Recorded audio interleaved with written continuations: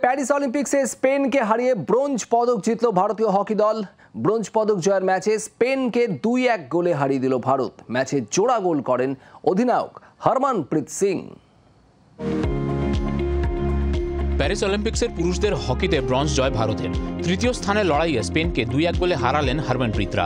বৃহস্পতিবার first quarter গোল শূন্য থাকার পর দ্বিতীয় কোয়ার্টারে পেনাল্টি স্ট্রোক পায় স্পেন। গোল করে স্পেনকে এগিয়ে দেন মার্ক মিরেলেস। এরপর হরমনপ্রীতের গোলে সমতা ফেরায় ভারত। তৃতীয় কোয়ার্টারে আবারও জ্বলে ওঠেন হরমনপ্রীত সিং। পেনাল্টি কর্নার থেকে গোল করে দলকে এগিয়ে দেন তিনি।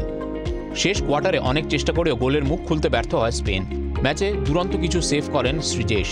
টোকিও অলিম্পিকের পর প্যারিস থেকেও ব্রোঞ্জ নিয়ে ফিরছে ভারতীয় দল। প্যারিসের সেমিফাইনালে জার্মানির কাছে হারতে হয়েছিল ভারতকে। 1928 সাল থেকে 1956 সাল পর্যন্ত অলিম্পিক্সে টানা সোনা জিতেছে ভারত। 1960 সালে রোম অলিম্পিক্সে রূপো জেতে ভারতীয় দল। 4 বছর পর টোকিও অলিম্পিক্সে ফের সোনা জেতে ভারত। তারপর 1980 সালে ফের সোনা জেতে ভারতীয় হকি দল। এরপর 2020 সালে টোকিও অলিম্পিক্সে ব্রোঞ্জ জেতে ভারত। প্যারিস অলিম্পিক্সেও ব্রোঞ্জ জিতল ভারতীয় হকি দল। চলতি অলিম্পিক্সে ভারতের ঝুলিতে মোট 4টি ব্রোঞ্জ। ব্যুরো রিপোর্ট, জি24 ঘন্টা। বাংলার আওয়াজ, বাঙালির আবেগ, জি24 ঘন্টা।